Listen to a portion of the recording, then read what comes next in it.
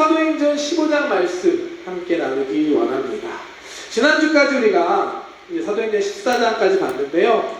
사도 바울과 바나바의 1차 전도 여행 이야기였습니다. 지난주에 1차 전도 여행이 끝이 났습니다. 지도 한번 보여주시네요. 1차 전도 여행의 루트입니다.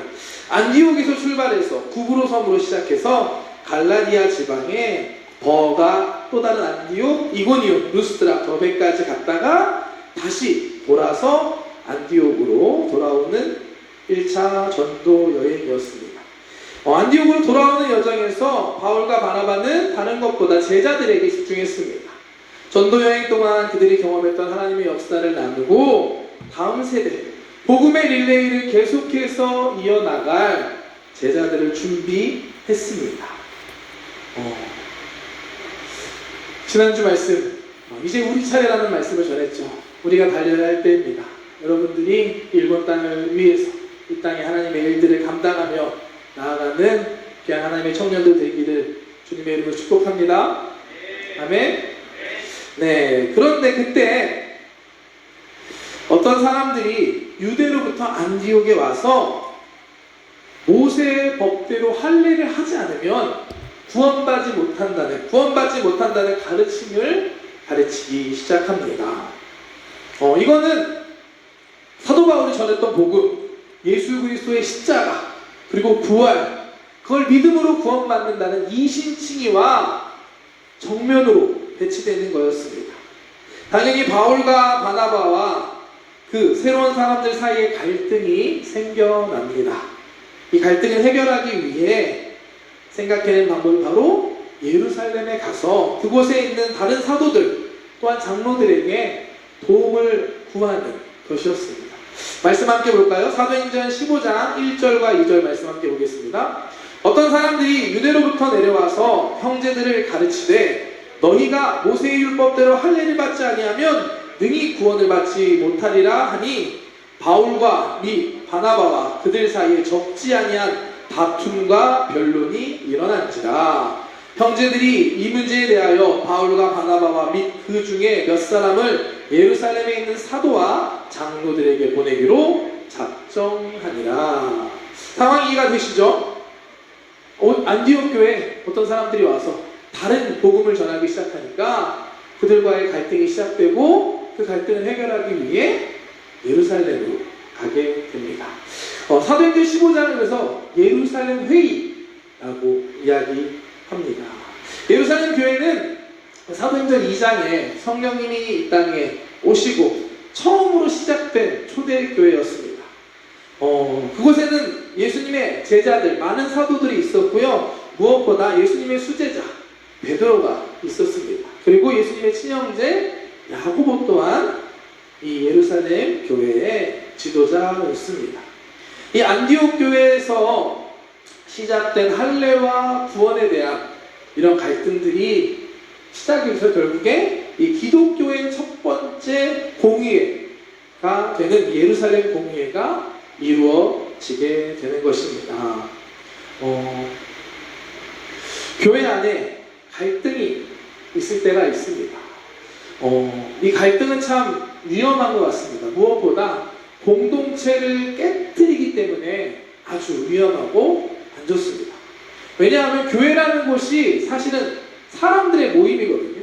예수 그리스도를 주로 믿는 사람들의 모임이 교회인데 그 안에 갈등이 일어나면 특히 구원이나 믿음, 본질적인 부분, 핵심적인 부분에서의 갈등이 일어나면 결국 그 안에 있는 구성원들이 상처받게 되고 심해지면 그 공동체가 깨질 수밖에 없게 됩니다. 아주 치명적인 상처를 줄 수 있는 그런 문제입니다. 사도행전 15장은 이런 상황에서 우리가 어떠한 자세를 취해야 하는지 지혜로운 방법을 우리에게 가르쳐주고 있습니다. 공동체 안에서 갈등이 일어나면 그 안에서 해결하는 것보다는 도움을 구할 수 있는 지혜가 여러분들에게 있기를 축복합니다. 주변에 도움 줄 사람이 있습니다. 선배도 있을 수 있고 리더가 있을 수도 있고 제가 있을 수 있고 아니면 더 위의 목사님들이 여러분들을 도와줄 수 있습니다. 많은 사람들이 인정받을 수 있는 권위가 있는 사람들에게 도움을 구할 수 있는 지혜를 갖는 여러분 되기를 축복합니다. 주변에 도움을 구할 수 있는 것이 바로 지혜입니다. 안디옥 교회는 문제가 생겼을 때 예루살렘 교회에 도움을 요청했습니다. 예루살렘 교회에 있었던 사도들과 장로들은 모여서 여러 가지 이야기, 논쟁을 하게 되고 결국 마지막 그 예루살렘 교회의 가장 대표적인 지도자였던 베드로가 자신의 이야기를 하게 되는 게 그게 바로 우리가 함께 읽었던 오늘 본문의 말씀이었습니다. 베드로가 뭐라고 이야기하는지 함께 다시 한번 말씀 보겠습니다. 8절 말씀부터 보겠습니다. 또 마음을 아시는 하나님이 우리에게와 같이 그들에게도 성령을 주어 증언하시고 믿음으로 그들의 마음을 깨끗이 하사 그들이나 우리나 차별하지 아니하셨느니라. 그런데 지금 너희가 어찌하여 하나님을 시험하여 우리 조상과 우리도 능히 매지 못하던 멍에를 제자들의 목에 두려느냐. 그러나 우리는 그들이 우리와 동일하게 주 예수의 은혜로 구원받는 줄을 믿노라 하니라. 베드로에게는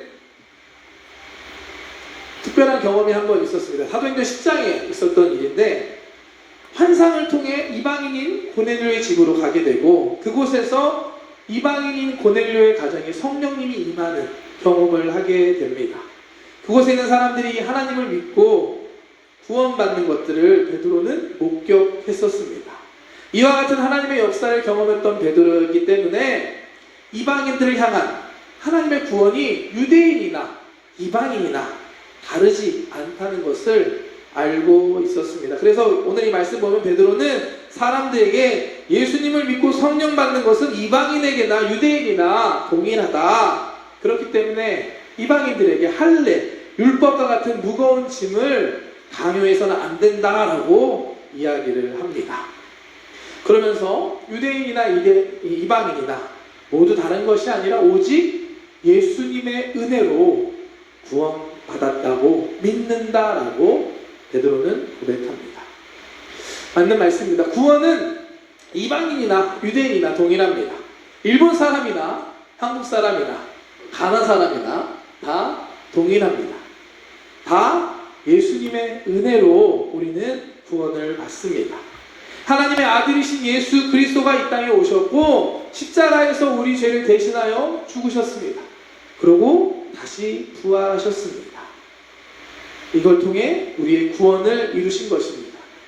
구원의 조건은 다른 것이 아닌 오직 예수 그리스도, 예수님의 은혜라는 사실을 잊지 않는 여러분 되시기를 주님의 이름으로 축복합니다. 아멘. 오늘 제목이 구원의 조건인데 정답이 벌써 나왔습니다. 구원의 조건은 예수 그리스도 뿐입니다. 오늘 사도행전 15장 시작할 때 보면 어떤 사람들이 와서 이 구원의 조건에 예수님 플러스 알파를 더합니다. 예수님을 믿고 그것을 구원받는 것이 뜻이 아니라 예수님 믿고 난 다음에 할례를 받아야지만 구원을 받을 수 있다. 할례를 받지 않으면 구원받지 못한다라고 구원의 조건을 하나 더 추가합니다. 이것은 잘못된 것이었습니다. 이런 불의의 주장을 율법주의라고 이야기하는데요. 우리가 구원받기 위해 예수님의 은혜, 복음 이외에 다른 것, 특히 행위, 율법이 필요하다고 이야기하는 사람들입니다. 지금도 이런 주장을 하는 사람들이 계속 있습니다. 많은 이단 중에 하나인데요. 요즘에 참 이단들이 많은 것 같습니다. 신천지도 있고 구원파도 있고 일본은 특히 최근에 통일교 이야기가 많이 들려옵니다. 참 종류도 많고 다양하죠. 근데 결국 이 모든 이단들이 이야기하는 것은 예수님의 은혜, 그 복음 이외에 다른 것을 추가하거나 때로는 예수님의 구원의 복음을 불완전한 것으로 만드는 사람들입니다.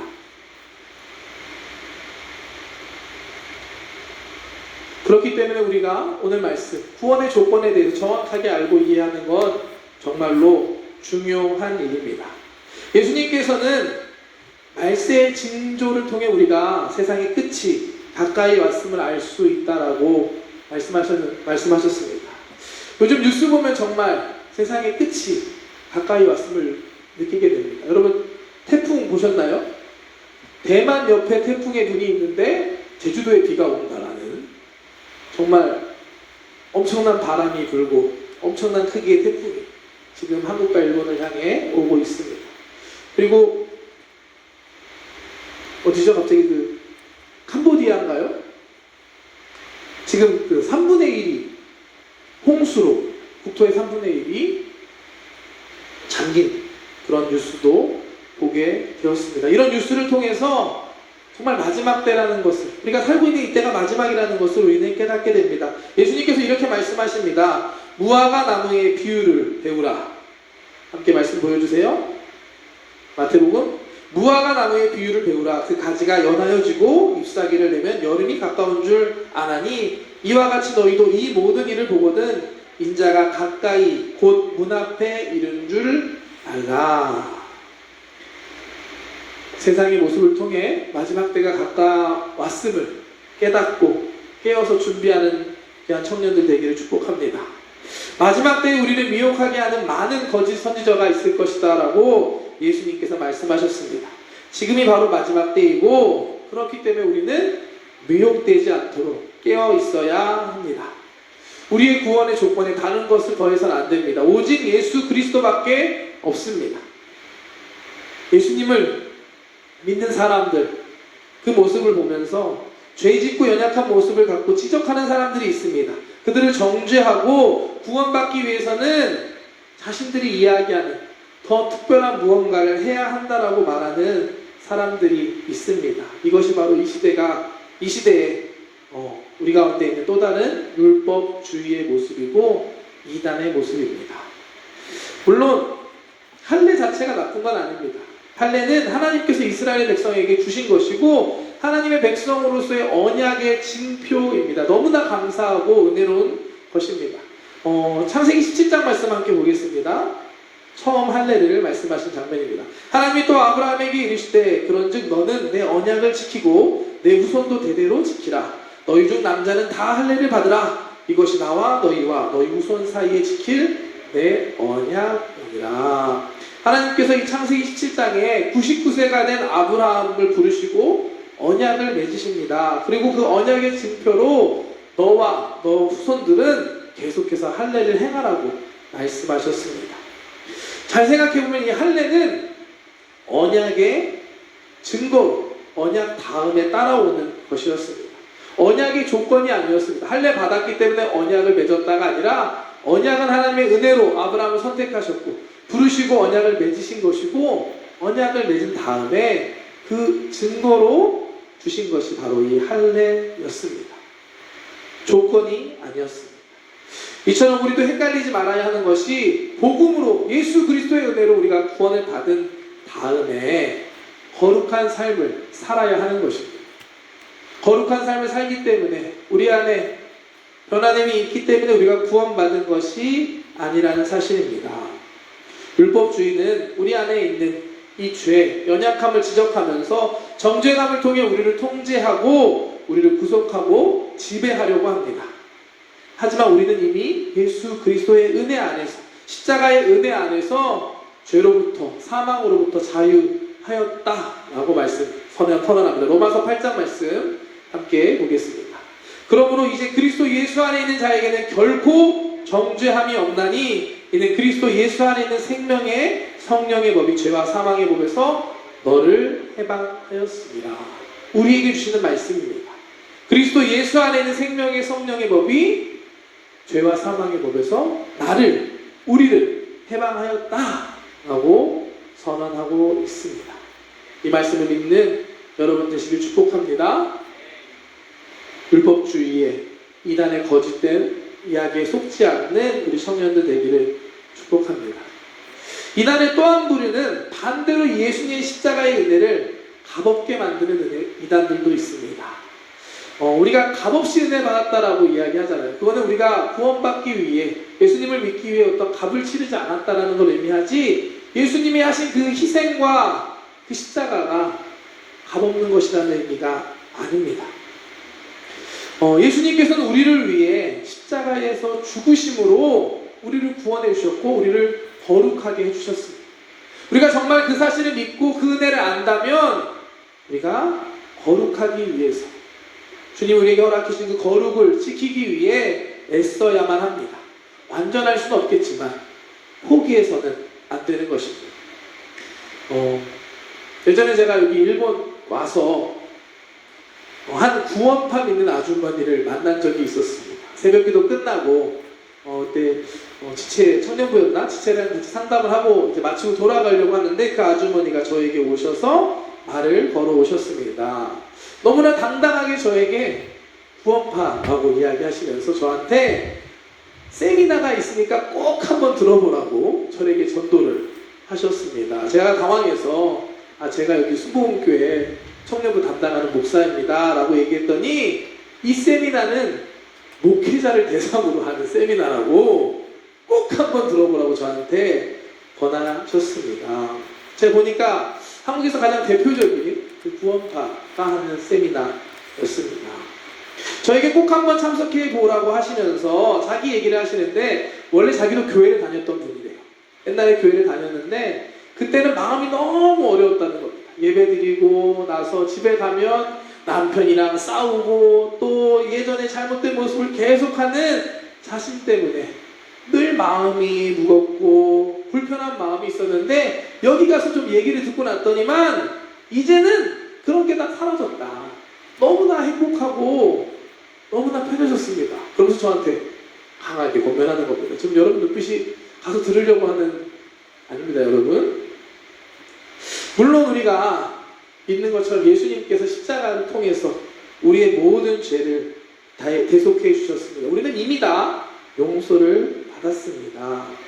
그런데 우리가 예수님 믿고 난 다음에 용서받았기 때문에 죄에 대해서 무감각해지는 건 우리를 향한 하나님의 뜻이 아닙니다. 하나님께서 하나님의 백성에게 거룩하라고 말씀하셨고 예수님께서도 제자들에게 유대인들의 의보다 우리가 더 나아야 한다라고 말씀하셨습니다. 마태복음 5장 말씀 보겠습니다. 내가 너희에게 이르노니 너희의 의가 서기관과 바리새인보다 더 낫지 못하면 결코 천국에 들어가지 못하리라.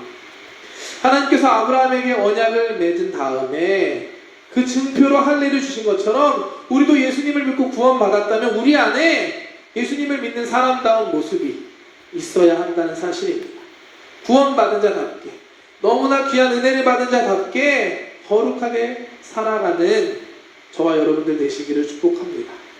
하나님께서 정말 기뻐하시는 삶이 어떠한 모습일까 생각한다면 우리는 예수님을 믿고 구원받은 후에 더 거룩해지고 더 하나님이 기뻐하시는 모습으로 살기 위해 애써야 합니다.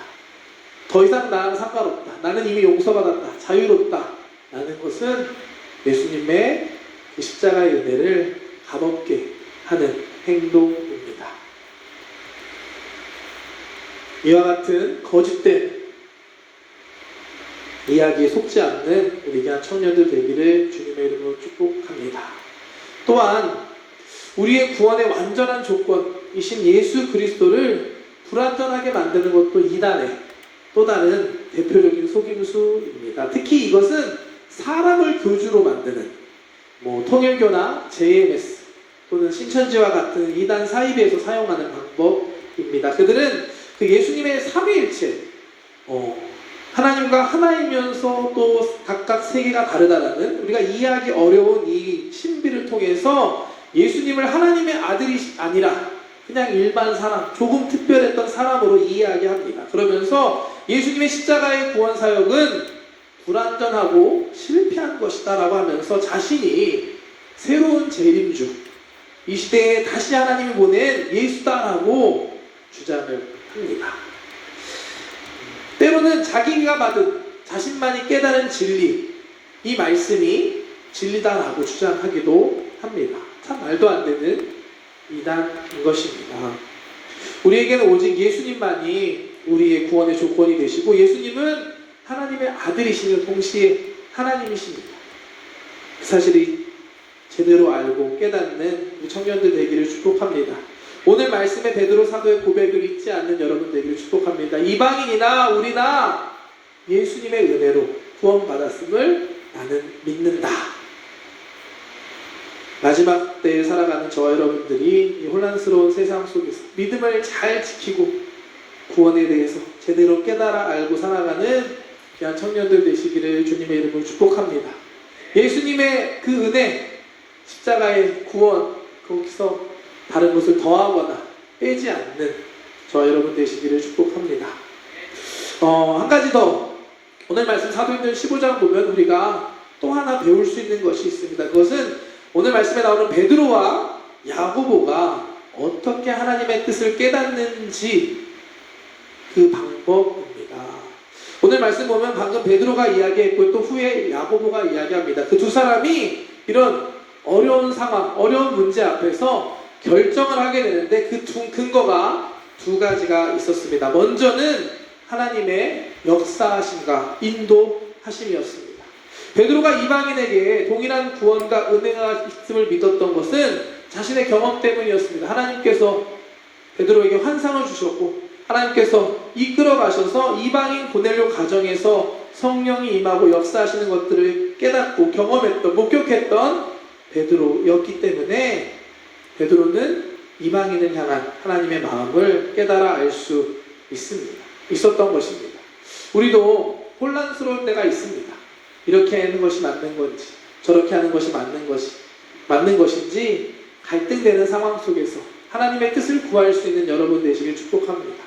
하나님의 역사하심, 하나님 깨닫게 하여 주시고 인도하여 주시옵소서. 기도할 때 하나님께서 여러분들에게 성령으로 역사하시고 깨닫게 해주실 줄 믿습니다. 또한 두 번째는 하나님의 말씀입니다. 베드로 이후에 이제 야고보도 이야기를 하는데요.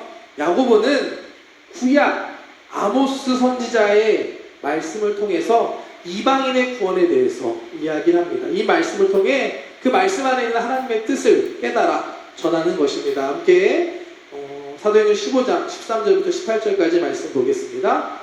말을 마침에 야고보가 대답하여 이르되 형제들아 내 말을 들으라. 하나님이 처음으로 이방인 중에서 자기 이름을 위하여 백성을 취하시려고 그들을 돌보신 것을 시몬이 말하였으니 선지자들의 말씀이 이와 일치하도다.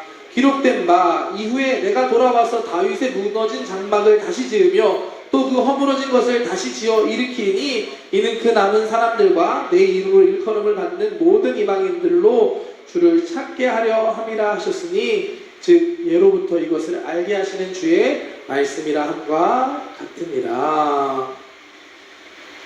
야고보가 이야기하는 것은 선지자들의 말씀이 이와 같다.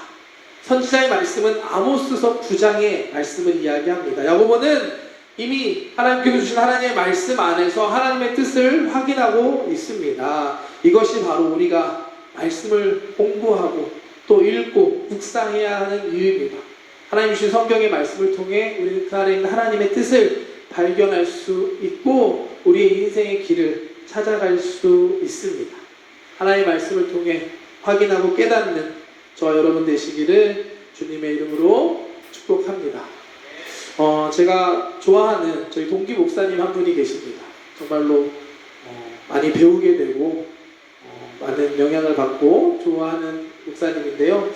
그분이랑 지내면서 제가 배운 게 한 가지가 있습니다. 뭐냐면 뭔가 선택해야 되거나 뭔가 어떠한 상황이 발생하면 저한테 이렇게 얘기합니다. 그냥 30분만 통성으로 방언으로 기도합시다. 성령님께서 역사하실 줄 믿습니다 하고서 그냥 기도를 합니다. 처음에는 이게 뭐 하는 건지 하는데 계속해서 같이 기도하다 보면 기도 가운데 성령님께서 임하시고 깨달음을 주시는 그런 경험을 했었습니다. 오늘 베드로와 같이 고민하는 것들이 있다면 하나님 앞에 내려놓고 기도할 수 있는 저와 여러분들 되시길 축복합니다. 또한 말씀을 통하여서 하나님의 뜻을 구하는 저와 여러분들 되시기를 주님의 이름으로 축복합니다. 하나님 앞에 나아가 구하는 여러분들에게 반드시 깨닫게 해주시고 인도해 주실 줄 믿습니다. 오늘은 사도행전 15장의 예루살렘 회의의 이야기를 함께 살펴보았습니다. 우리에게 구원의 조건은 다른 것은 없습니다. 오직 예수 그리스도, 예수님의 은혜로 구원받았음을 믿습니다.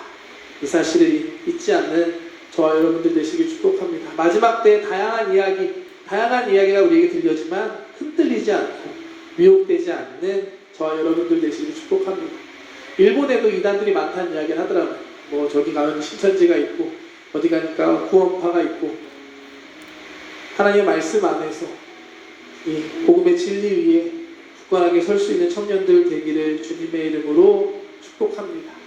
또한 혼란스러운 문제, 갈등하는 문제가 있다면 다른 것이 아니라 하나님 앞에 가지고 나와서 기도하고 하나님의 말씀 안에서 하나님의 뜻을 찾을 수 있는 저와 여러분들 되시기를, 우리 토모니 청년부 되기를 주님의 이름으로 축복합니다.